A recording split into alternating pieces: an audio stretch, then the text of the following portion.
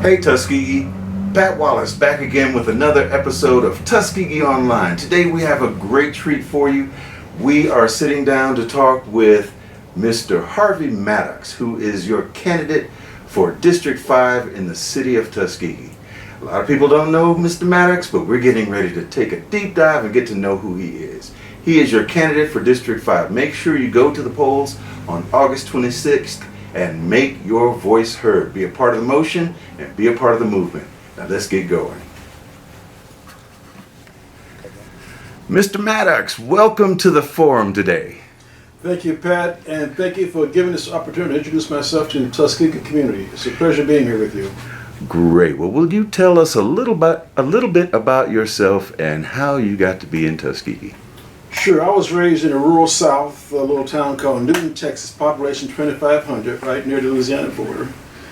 And in 2010, my wife, who was Sandy Taylor, Superintendent Taylor, as most people know her, was assigned to the Tuskegee Airmen Historic Site by the National Park Service, which also included the Selma to Montgomery Trail.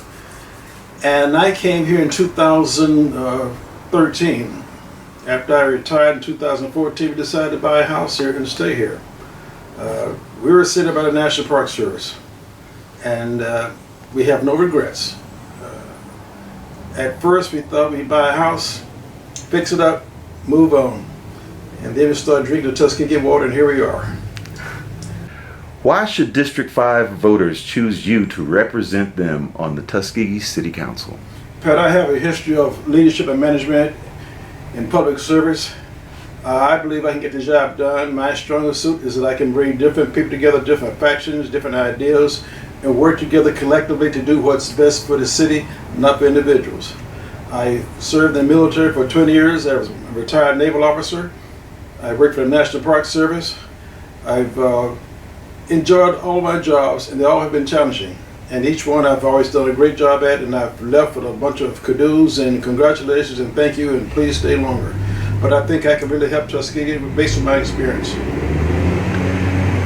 What is your vision for Tuskegee over the next 4 years? And how do you plan to involve citizens in making that vision a reality? That's a good question. I see a thriving, vibrant Tuskegee, especially downtown. I see tourists. I see shops downtown Tuskegee. I see eateries. I see restaurants. I see kids walking around the park. I see seniors enjoying themselves late into the evenings. I see our neighborhoods improve themselves. I see our citizens become more involved in Tuskegee. Our population was 12,000 in 2000. In 2020, it decreased to 8,000. That's a 4,000 loss in our population. Now, using that analogy, another 20 years, we're down to 4,000. We can't sustain it. Let's say it's not even 4,000 lost. Let's say it's only 2,000 or 1,000. Still, with a population that small, we cannot sustain that kind of a loss.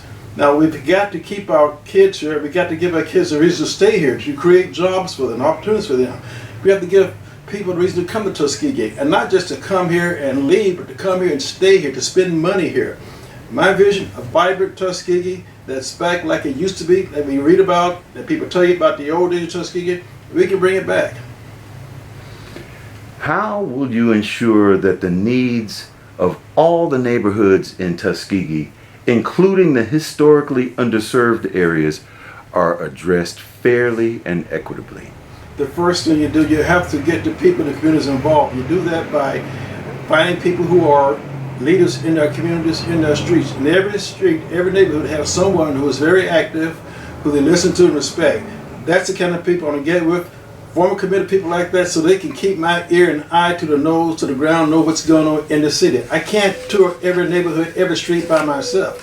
But those people who live there, who work there, who are there at night when the rest of us go to bed, they're the ones I'm counting on. And once I get them involved, then they have ownership of the neighborhood, ownership of their streets. It is their community, and they're the ones that can turn it around. Now, you can pick up your trash. That doesn't require a grant or a loan. But when it comes to giving us some of this heavy stuff like the sofas and mattresses, we got to help them out. Tell us, if you are elected to District 5, what are your top 3 priorities in your first year in office, and how do you plan to achieve those 3 things? The first will be neighborhood involvement. You have to involve the citizens of the neighborhood. They have to have confidence in their government, in their city, the belief that the government works for them. If the government is not paving the streets, not cutting back the foliage, not dumping trash, then don't blame the citizens because they're not taking care of their properties, because we have to set the example. The other priority I have is, I mentioned before, the downtown Tuskegee, that area, we have to have that. That should be a thriving mecca for people to come to Tuskegee, to walk around on a Saturday afternoon or a Friday afternoon, and just relax, enjoy themselves. We talk about safe entertainment for our young people, for our seniors. We all want to think of Tuskegee. The only problem is, how do we execute it? How do we lead people in that direction? Tell us, Tuskegee is rich in history but faces some real modern challenges. How will you support economic development without sacrificing the city's cultural identity? Historic integrity is what we're talking about. That's very important for a city like Tuskegee. And I'll give you a good example. We purchased this house on Main Street, which was constructed in 1853. We knew once we started working the house to repair it, to bring it up to date, they wanted to maintain the historic integrity of the house. And we managed to do that. And the same thing can happen for Tuskegee. This is a cultural mecca, historic cultural mecca. So if you start to work downtown, we must make sure that those buildings are maintain historic integrity. Now, I'll be at first to admit there are some things that it's not economically feasible or realistic to maintain the history of the culture of it.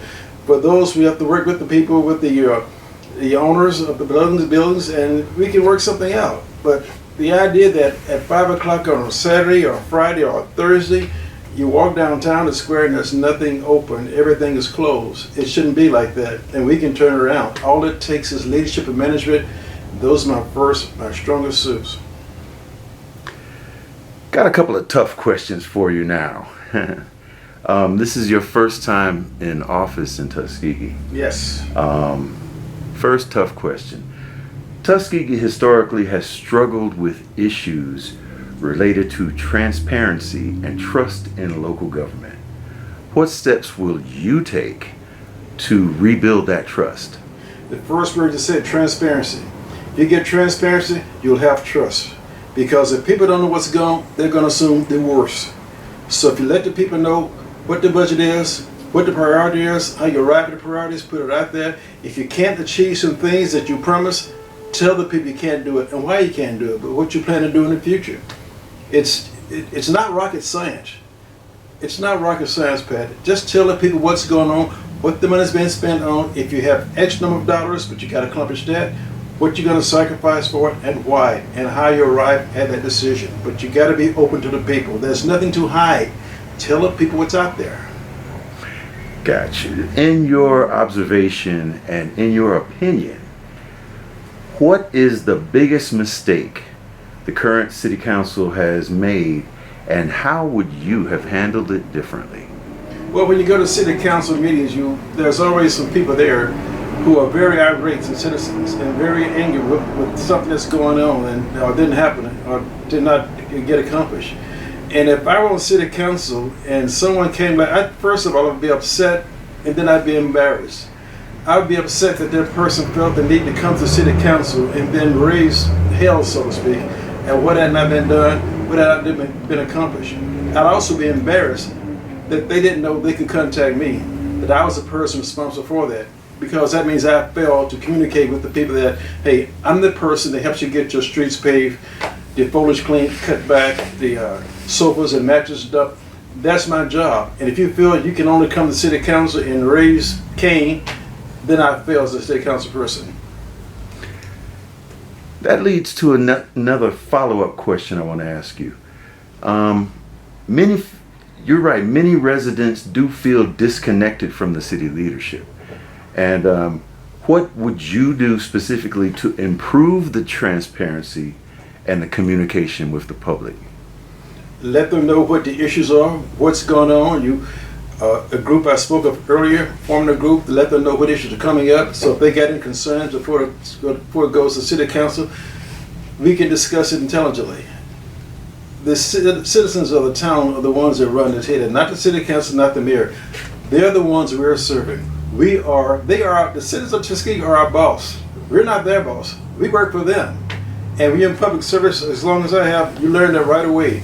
You are a servant, a public servant.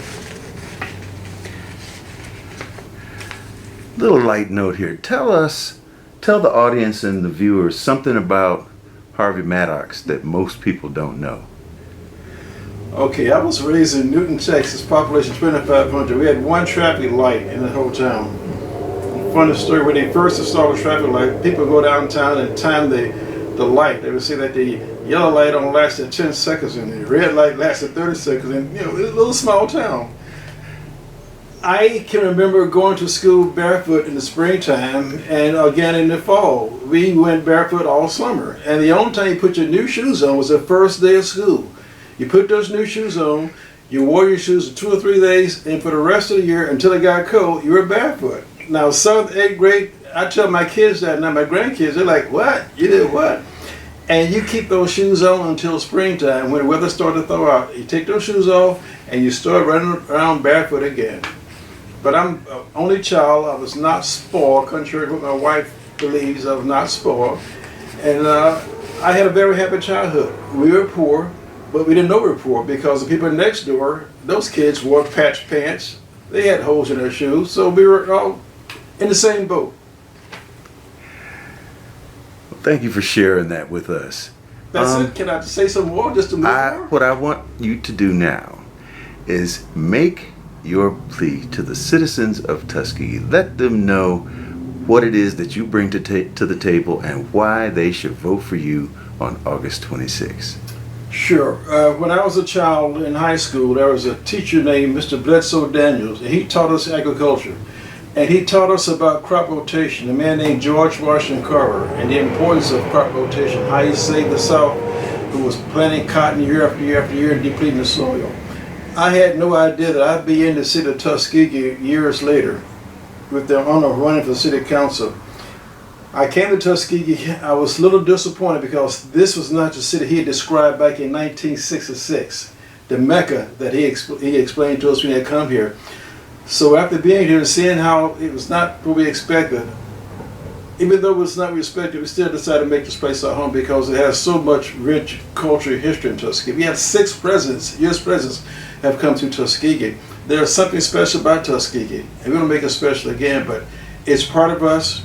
I love the town. As you said, I'm not from here. We live all over the country, including the Virgin Islands. But we chose to make this town, this little rinky-dink town, I say that affectionately, this little rinky-dink town, our home. This population, 8,000 people. We are Tuskegee. We're not going any place. Another question for you. The relationship between the city of Tuskegee and Tuskegee University. I know that a lot of people come here and they really admire the history and they appreciate it. But there's been some discord between the university and the city lately. What, in your opinion, would be a good way to bridge that gap and restore that that connection that we had for so very, very long? It goes back to what I said earlier. We have to restore downtown. We have to give those kids from Tuskegee University a reason to come downtown Tuskegee and spend their parents' money. We have to reach out to them, make sure they know they're part of the town. Here's the thing. These young kids, and I say young kids, young people, they are our future. Martin Luther King, John Lewis, Andrew Young, they were in their 20s when they led the civil rights movement. If you go to our city council meetings or our district meetings, the younger people are going to see our senior citizens, and they've done their part. God bless them, we've done their part. But it's time for our young people to move in and take over, and our older people should guide them and make sure they come to our city council. They are our future. We have got to groom them and make sure they know this is their town. They have got to make government work. I mean, protests are great, but when the lights are off and the cameras off and you no longer have to run home and see yourself on TV, the hard work starts. And it starts on city council. It starts on the school board. It starts in various organizations. But young people, this is your town. This is your city. You have got to be active, be a part of it. It's your future. Tell us about your feelings towards public safety here, There have been some issues with transparency with regard specifically to public safety. How would you deal with a problem like that? If you have people who are fully employed, then you have less chance of having poverty, which sometimes leads to crime. Okay, everyone deserves to have a place to where they can go and have a good time and feel safe. Safe entertainment. We shouldn't have to go out to an entertainment event and feel that someone's going to shoot us or we're in danger. You know, don't blame senior citizens if they don't feel safe coming down Tuskegee after 5 p.m. We have to make them feel safe for them. We have to have a police presence. We have to make sure that our police go through these events we have on the square, that they're scattered out and walk among the people and not just get together among themselves. Get out and talk to people. Let them know that the police are there for you. The policeman is your friend. Is your friend. When you need help, you call a policeman. Staying on the issue of public safety, we don't have a hospital in Tuskegee, and we have limited access to ambulances and things like that. What, in your opinion, could the city do to improve the healthcare situation in Tuskegee? We have to get the professionals into Tuskegee. They want to stay here. We have to provide opportunities for them. This goes back to housing, getting employment up, getting people to move to Tuskegee. You increase the population, you increase the tax base. That's what we can do for the city. It provides more opportunities. More people want to move here. It's like a catch-22. You can't do one without the other. They feed off each other. You increase the population, increase the tax base, increase the things the city can do, provide opportunities for everyone to come here. It's not rocket science, folks. It's not rocket science. Okay, Mr. Mattox, I'm going to give you the last word. I want you to just give us the last word on your opinion of the state of Tuskegee and how we move forward and your vision towards the golden age. Tuskegee has fallen on hard times in years past, but I think we can all sense that something's happening in the city. We'll slowly turn around, and Tuskegee's kind of like a battleship. You want to turn a battleship, it doesn't move right away. You turn that steering wheel, and you wait, and wait, and wait, and then slowly it starts to move. But when it starts to move, it really is moving. And I think that's where we are in Tuskegee. This is a mecca. It's like Tuskegee, to use a sports metaphor, Tuskegee is in the major leagues, but we're behaving and acting as if we're in the minor leagues. We got to act and behave as if we're in the major leagues, and we can do it. I've been to other cities, Williamsburg, Virginia, for example, a lot of history there. Those places have nothing on Tuskegee. Do you realize how much stuff is? I invite all of you to go to Macon County 365. Go to that website, Macon County 365, and you will see just how much history Tuskegee and Macon County has. You would be surprised how much history this town has. This little, as I say affectionately, this little rinky-dink town has so much to offer the world. Now, we got to bring the world to Tuskegee, and we bring ourselves to the world. Thank you, Mr. Mattox, for joining us on the forum. Tuskegee Online remains an open forum to share the vision for a new Tuskegee with all of the community. And I welcome everyone to like, subscribe, and click that notification bell so that you see all of the episodes of Tuskegee Online so that you can make an informed decision about your choice for City Council and Mayor on August 26th. Thank you, Mr. Mattox. And thank you for having me.